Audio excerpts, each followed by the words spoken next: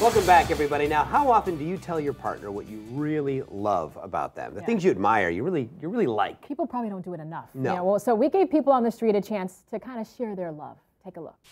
My wife does an excellent job with my kids in their education.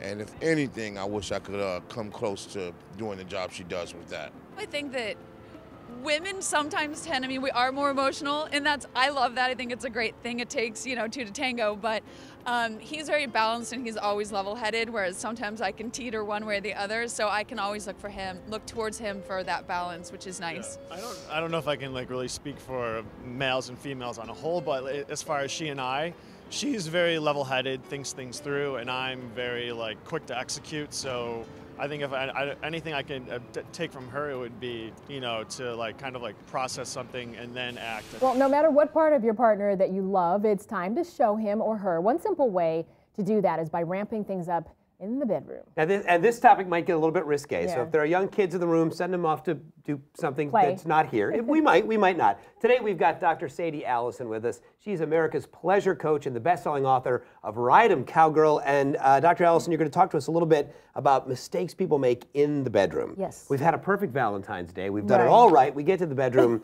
We don't want to screw it up there. So what do you think the number one mistake is? The number one mistake is not communicating.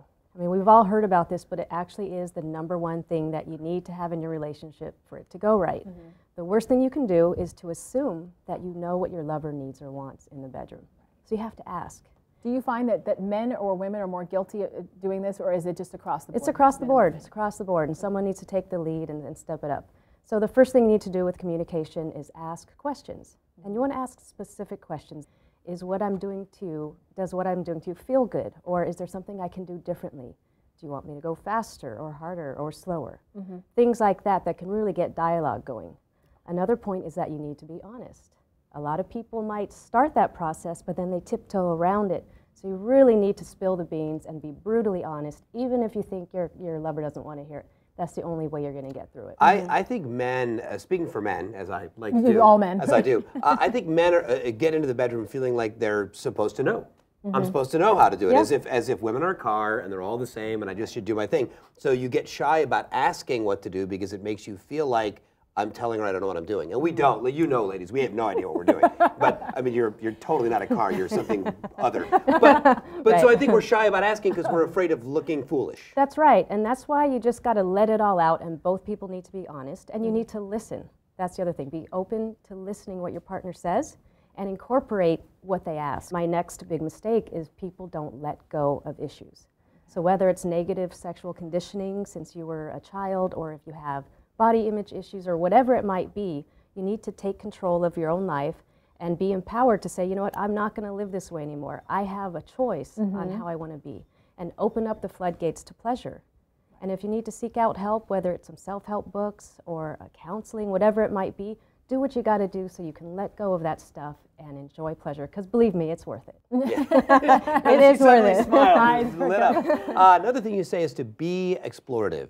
Take some chances and explore a little bit. Yeah, because when you're in a long-distance relationship, or a long-term relationship rather, things can get a little stale in the bedroom. We all know that. So the thing to do is to try new things, to have fun.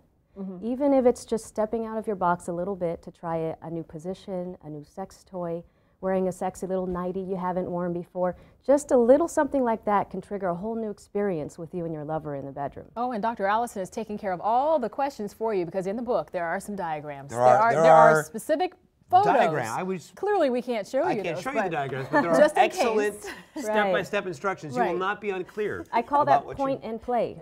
Point and play. You can open it up with your lover and say, let's do this right there. That's not, there's no stick figures in there either. These are real people. Great information. It's one of those topics that makes me go, gets a little, but it's good information. Gotta have these conversations. I know. Thank you so very much. Appreciate it. You're welcome. All right, for lots of other ways to become satisfied in the bedroom, pick up a copy of Dr. Allison's book. Again, it's called Ride 'em Cowgirl. Can't forget that title.